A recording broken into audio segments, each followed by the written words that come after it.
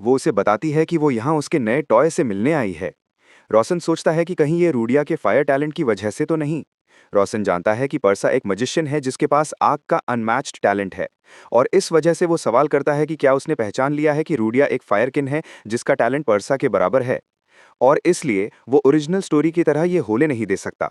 तो वो हिम्मत से उसे कहता है कि वो टॉय उसकी है, क्योंकि उसने ही उसे उठाया था, तो वो उसे वो दिखाने के लिए ऑब्लिगेटेड नहीं है, और ना ही उसकी ऐसी कोई इंटेंशन है। पर्सा गुस्सा होने लगती है, पूछती है कि क्या वो उसे चैलेंज कर रहा है। रोशन की रेजोल्यूट विल पावर उसकी एनर्जी को रेजिस्ट करना शुरू कर देती है, जिससे पर्सा गुस्सा हो जाती है कि उसकी हिम्मत कैसे हुई, जो सिर्फ एक हाफलिंग है और जिसके पास मैजिक कॉम्बैट के अलावा कुछ नहीं है, वो उसे रेजिस्ट कर रहा है। फिर वो अपनी डिवाइन आई एक्टिवेट करता है और देखता है कि पर्सा का माना उसे क्रश कर रहा है। तब पर्सा अपना माना एग्जीक्यूट करना रोक देती है, रोशन को एक चांस देती है। उसने पूछा कि क्या उसने मैजिक कॉम्बैट सीख लिया है, और रोशन जवाब देता है कि हाँ, लेकिन सिर्फ बिगिनर लेवल तक। तो पर्सा कहती है कि वो मैजिक कॉम्बैट सिर्फ एक उंगली से करेगी, और सारे एलिमेंटल एट्रीब्यूट्स को भी एक्सक्लूड कर देगी, और सिर्फ प्योर मैजिक कॉम्बैट का यूज करेगी। रोशन सवाल करता है कि क्या उसने भी ये सीख लिया है, और वो जवाब देती है थोड़ा सा। यहाँ आने से पहले उसने एक किताब में 5 मिनट के लिए पढ़ा था। रोशन स्मग करता है और लड़ने के लिए तैयार हो जाता है, ये क्लेम करते हुए कि वो उसे क्रश करने की पूरी कोशिश करेगा। पर्सा को उसकी क्विक विटेडनेस पसंद आती है, और वो उसे फायर स्नेक से अटैक करती है, लेकिन उसकी डिवाइन आई देखती है कि ये एक इल्यूजन है, और इसलिए वो उसे पंच करके हटा देता है। और पर्सा ध्यान देती है कि वो पिछले बार से डेफिनेटली ग्रो हुआ है, और रोशन को आगे बढ़ने के लिए कहती है, और अगर वो जीत जाता है तो वो उसके टॉय पर और ध्यान नहीं देगी, लेकिन उसे अपना बेस्ट देना होगा, और अगर उसका टॉय इंटरेस्टिंग नहीं हुआ तो वो उसे क्रश कर देगी। पर्सा काफी अमेज्ड है कि रोशन उसे इस हद तक एंटरटेन कर पा रहा है, और वो पांचवा या छठवा भी नहीं है, बल्कि एक लोली चाइल्ड है जिसे उसके पिता ने अबैंडन कर दिया था। तब रोशन तेज रफ्तार से उसकी तरफ रश करता है, लेकिन पर्सा उसे स्लो बताती है और एक उंगली पर अटैक चार्ज करती है। अपनी उंगली के एक सिंपल स्वाइप से रोशन आसानी से पीछे धकेल दिया जाता है, जिससे रोशन फ्रस्ट्रेटेड हो जाता है। पर्सा ध्यान देती है कि क्योंकि वो उसे डॉज नहीं कर पाया, उसने सिर्फ हेड ऑन अटैक लिया ताकि काउंटर अटैक कर सके, और उसने डिफेंसिव कॉम्बैट मैजिक भी सीख ली है, जो कि वहां पर एक अच्छा डिसीजन था। इस दौरान रोशन ध्यान देता है कि अगर ये लड़ाई ड्रैग ऑन करती रही तो उसके लिए सिर्फ डिसएडवांटेजियस होगा, क्योंकि उनकी एबिलिटीज में इतना बड़ा डिफरेंस है कि वो डॉज या काउंटर अटैक नहीं कर सकता। अचानक उसे एक माना कंकशन होता है, भले ही उसने सिर्फ एक उंगली से अटैक किया था, लेकिन उसकी इजी माना कल्टिवेशन उसे शांत कर देती है, और वो फिर से अटैक करने के लिए उसकी तरफ दौड़ता है। वो उसकी थिक थाइस को टारगेट करता है और उसे टैकल करता है। फिर वो उसके फीट पर स्वाइप करता है और उसे जमीन पर स्लैम कर देता है। फिर वो अपनी फुल पावर का यूज करके अपने फिस्ट से सीधे उसके फेस पर स्ट्राइक करता है, लेकिन इसके बावजूद वो अनहार्म्ड है, और रोशन की सारे उंगलियों की हड्डियां क्रश हो जाती हैं। वो पर्सा को डिफेंसिव मैजिक यूज करने के लिए पुकारता है, जिसे वो एक्सेप्ट कर लेती है। वो पूछती है कि क्या उसने शुरू से ही उसकी तरफ रश किया था, ये एक्सपेक्टेशन रखते हुए कि उसे ऑफ गार्ड पकड़ लेगा, जिसका वो जवाब देता है कि यही उसका ओनली चांस था। जिससे पर्सा कहती है कि उसने उसे ऑफ गार्ड पकड़ लिया और उसे इतने इंसल्टिंग और इनडिसेंट तरीके से क्लिंग किया, जिसका रोशन जवाब देता है, क्या मैजिक कॉम्बैट हमेशा ऐसी नहीं होती? यही वजह है कि पर्सा को यह नापसंद है, क्योंकि इसमें एलिगेंस की कमी है। और रोशन जवाब देता है, जबकि यह सच नहीं हो सकता, फिर भी वो उससे हार गई। पर्सा उसकी बात से एग्री करती है और उसकी टूटी हुई उंगलियों को देखती है। फिर वो उसे लिफ्ट अप करती है और पीछे की दीवार में स्मैक कर देती है। रोशन खून खांसता है और पर्सा क्लेम करती है कि क्योंकि उसने बेट जीत लिया, वो उसके टॉय से अपनी आंखें हटा लेगी, लेकिन वो उसमें और भी ज्यादा इंटरेस्टेड हो रही है। पर्सा ध्यान देती है कि जैसा सैंडो ने उसे बताया था, उसका बॉडी सच में बहुत स्टडी है। भले ही वो सिर्फ एक उंगली थी, उसने fair amount of destructive power डाली थी, फिर भी उसने उसे सिर्फ अपने बॉडी से सह लिया। इस तरह उसने ये जांचने की कोशिश की कि वो कितना स्टडी है, लेकिन आखिर में वो अभी भी काफी वीक है। इसलिए वो रोशन को बताती है कि वो उससे बाद में मिलेगी, और वो आग में डिसअपियर हो जाती है। वापस जाते हुए वो ध्यान देती है कि ये और भी इंटरेस्टिंग था कि उसने एक्चुअली उसका माना अब्जॉर्ब कर लिया, और उसने ये जानबूझकर किया। अब्जॉर्प्शंस में स्पेशलाइज्ड मजिशियंस होते हैं, लेकिन वो उनसे थोड़ा डिफरेंट लगा, इसलिए उसने थोड़ा ओवरडेट कर दिया। उसने कुछ हीलिंग माना भी क्राइम कर दिया, ताकि रोशन उसके साथ कुछ कर सके। और सैंडो जवाब देता है कि वो रोशन को सच में चेरिश कर रही होगी, और वो जवाब देती है कि वो इंटरेस्टिंग है, और सैंडो भी नोटिस करता है कि उसने उसे एक नया गिफ्ट दिया है। पर्सा अग्री करती है, लेकिन ये भी कहती है कि अगर वो उसे प्रॉपर्ली कंट्रोल नहीं कर पाया, तो वो अपने बॉडी में कुछ तोड़ लेगा। इस दौरान रोशन अभी भी जमीन पर है जब वो देखता है कि उसकी मैजिक कॉम्बैट टेक्निक में सेल्फ रिजेनरेशन ऐड हो गई है, और वो ध्यान देता है कि ये एक और स्पेशल ओकेजन है जो हर बार पर्सा उससे मिलने आती है तब होता है। उसकी नई सेल्फ रिजेनरेशन एबिलिटी जल्दी से उसके बॉडी को हील करना शुरू कर देती है, भले ही इसमें लार्ज अमाउंट ऑफ माना कंज्यूम होता है। अचानक उसे एक और नोटिफिकेशन मिलता है कि बॉडी रिकॉन्स्टिट्यूशन की कंडीशंस पूरी हो चुकी हैं, और रोजन ये देखकर कंफ्यूज हो जाता है। अचानक उसका दिल जोर से धड़कता है और बॉडी रिकॉन्स्टिट्यूशन के एक्सट्रीम पेन के कारण वो घुटनों के बल बैठ जाता है। वो बेहोश होने लगता है और उसे ऐसा लगता है जैसे उसका पूरा शरीर कुचला जा रहा है और उसकी हर एक हड्डी पाउडर में पीसी जा रही है। फिर उसके चेहरे से सब जगह से एक तरह का काला लिक्विड निकलने लगता है और उसकी उंगलियां फड़फड़ाने लगती हैं और उसकी हड्डियां तेजी से टूटकर दोबारा बनती हैं।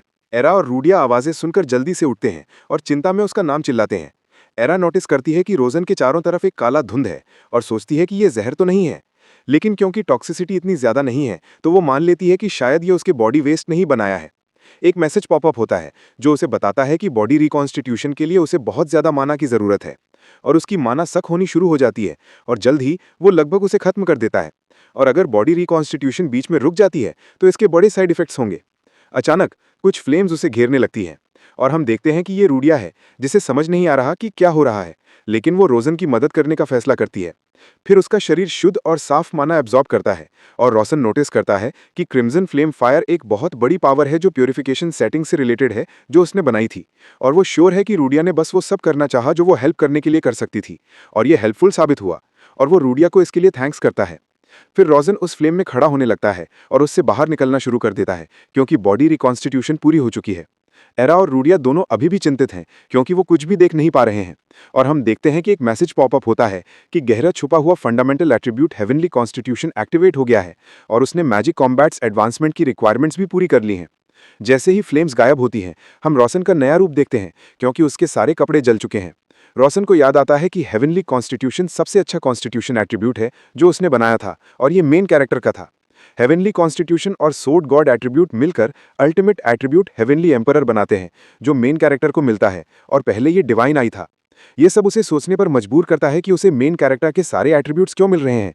फिर वो एरा को उसके लिए कुछ कपड़े लाने का ऑर्डर देता है जिसे वो मान लेती है और वो नोटिस करता है कि उसे ये सब छिपाना होगा। अब फास्ट फॉरवर्ड करते हैं और एरा रूडिया को उसके डैड का लेटर देती है कि वो अब बिल्कुल ठीक है। लेटर में ये लिखा था कि गांव वाले बेहतर महसूस कर रहे थे और रोशन द्वारा बांटी गई मिस्टीरियस मेडिसिन के कारण पैंडेमिक गायब हो रहा था। ये पढ़कर रूडिया खुश और राहत महसूस करती है और उसे ऐसे देखकर रोशन को भी काफी अच्छा लगता है। और रूडिया उसे कहती है कि वो उसका एहसान चुकाएगी क्योंकि अब वो रोशन को अपना बेनिफैक्टर मानती है, जिससे रोशन सहमत होता है। वो उसे बताती है कि वो उसकी पैक्ट मेकर बनेगी, a pact maker of fire यानी पैक्ट ऑफ फायर। ये वो पैक्ट है जो रूडिया और केसन ने ग्रैंड नॉर्डेनी कैनियन में किया था। और अगर वो अभी रूडिया के साथ पैक्ट ऑफ फायर करता है तो ओरिजिनल स्टोरी की कहानी बहुत ज्यादा बदल जाएगी। केसन को पावरफुल एलाय द क्रिम्सन स्लॉटरर इस दुनिया से गायब हो जाएगा। लेकिन रोशन को इसकी चिंता नहीं है क्योंकि उसकी लाइफ अभी खतरे में है और जब तक वो 17 साल का नहीं हो जाता उसे जितना जल्दी हो सके क्यूआ के मंडराते साए से निकलना होगा। इस तरह रोशन रूडिया के साथ पैक्ट करने के लिए मान जाता है। फिर वो पैक्ट करना शुरू करते हैं जिसमें रूडिया चांट करती है कि वो इटर्नल फ्लेम के सामने जिंदगी भर की शपथ लेती है। इस बीच रोशन पैक्ट ऑफ फ्लेम से काफी फैसिनेटेड है, लेकिन अचानक उसे एक मैसेज मिलता है कि डिवाइन आइज नई इन्फॉर्मेशन को इंटरप्रेट कर रही हैं। ये दिखाता है कि जो लोग ये पैक्ट करते हैं उन्हें बर्जकर रेज पर अथॉरिटी मिलेगी। रोशन को याद आता है कि जब वो नॉवेल लिख रहा था तो रूडिया कभी कभी बर्जक हो जाती थी क्योंकि वो बहुत सिंपल माइंडेड है। अगर वो गुस्सा हो जाती है तो उसके बर्जक होने में कुछ गलत नहीं है। लेकिन एक और मैसेज रोशन को ये बताता है कि उस अथॉरिटी वाले लोगों का पैक्ट मेकर के माना पर भी कंट्रोल होगा जब वो बर्जक हो जाती हैं, और साइड इफेक्ट है सब कॉन्ट्रैक्टर की डेथ। ये देखकर वो शॉक हो जाता है। डेथ का साइड इफेक्ट देखकर वो रूडिया को बताता है कि वो ये नहीं करना चाहता है और रूडिया उससे पूछती है कि वो इसे क्यों रोक रहा है क्योंकि ये तो बहुत अच्छी चीज है।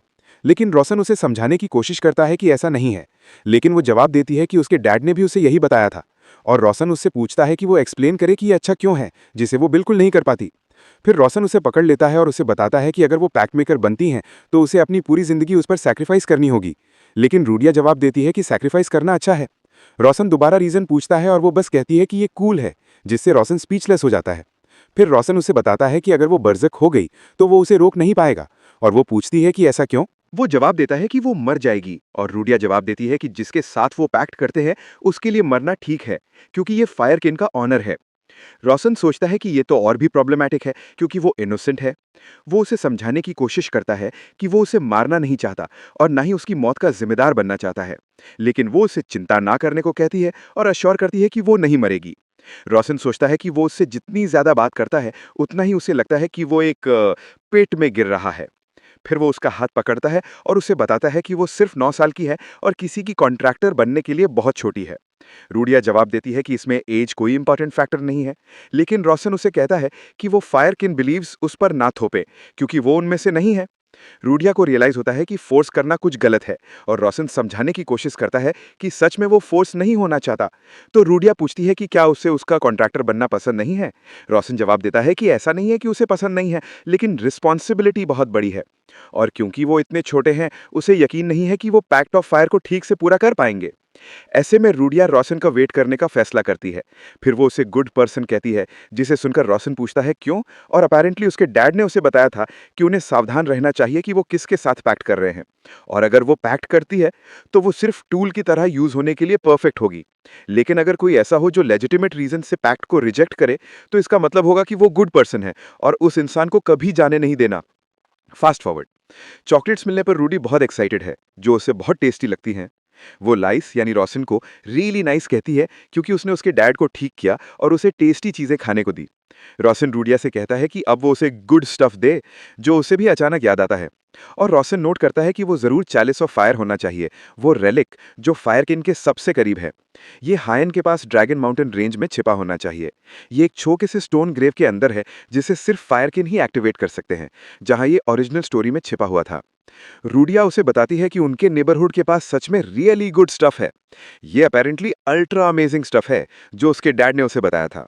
वो पूछता है कि उसे क्या कहते हैं, जबकि रोशन विश करता है कि रूडिया उसे चैलिस ऑफ फायर का नाम बताए, लेकिन उसकी डिसअपॉइंटमेंट के लिए उसे नाम पता नहीं है।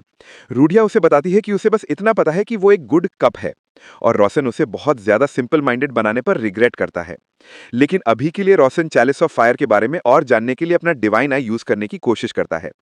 शॉर्ट में कहें तो चैलिस ऑफ फायर के साथ आप पॉइजन से मर नहीं सकते और ना ही माइंड मैजिक से कंट्रोल हो सकते हैं। अगर आप खराब खाना भी खाते हैं तो स्टमक एक नहीं होगा। ये एक ऐसी आइटम है जो बिना बीमारी के लंबी उम्र दे सकती है। हालांकि एक और टेक्स्ट पॉपअप होता है जो कहता है ऐसा रिकॉर्ड किया गया था, जिस पर रोशन हैरान होता है। रोशन जल्दी से बाहर जाने के लिए रेडी हो जाता है और रूडिया को उसके साथ आने को कहता है। ईरा उससे पूछती है कि क्या उसे कुछ प्रोटेक्टर्स मांगने चाहिए। इससे रोशन को रियलाइज होता है कि ये शायद टाइगर ऑर्डर है, और उसे याद आता है मेडन क्लैन की मेन फैमिली हमेशा अपने साथ मजिशियन बॉडीगार्ड्स का एक ऑन्टोराज लाती है, जिन्हें प्रोटेक्टर्स कहते हैं जब वो बाहर जाते हैं। यहां तक कि वो थ्रो अवे यंगेस्ट चाइल्ड भी इसमें एक्सेप्शन नहीं है। लेकिन रोशन सोचता है कि उसे हायान जाने का रीजन क्या बताना चाहिए, और मेन फैमिली क्या करेंगी अगर उन्हें पता चला कि वो वहां गुड कप लेने जा रहा है। वो जानता है कि वो झूठ बोलकर शुरुआत नहीं कर सकता, क्योंकि एक सेवन सर्कल मजिशियन उसके साथ 24/7 चिपका रहेगा, तो वो बिल्कुल नहीं कर सकता। और इससे भी बड़ी प्रॉब्लम यह है कि हर एक प्रोटेक्टर शायद उसके सिबलिंग्स में से किसी एक को बैक कर रहा होगा। सक्सेशन की लड़ाई फैमिली के ज्यादा से ज्यादा लोगों को अपनी फोर्सेस का पार्ट बनाने के बारे में है, तो ऐसा हो नहीं सकता कि वो उनमें से किसी को बैक नहीं कर रहे होंगे। लेकिन फिर भी वो चैलिस ऑफ फायर को गिव अप नहीं करना चाहता। वो या तो रिस्क ले सकता है कि पकड़ा जाए, या फिर इसे छोड़ दे। लेकिन वो जल्दी से एक डिसीजन पर पहुंचता है। वो प्रोटेक्टर मजिशियन जपाल को बुलाता है, जिसके साथ उसके बहुत खराब टर्म्स है, ताकि वो इस जर्नी में उसका प्रोटेक्टर बने, जो उसे भी सरप्राइज करता है। हम 3 साल पहले जाते हैं और देखते हैं कि रोशन जपाल को डांट रहा है, उसे हाउस गार्ड डॉग कह रहा है और खुद को उसका मास्टर। फिर वो जपाल को अपनी आंखें नीचे करने का ऑर्डर देता है।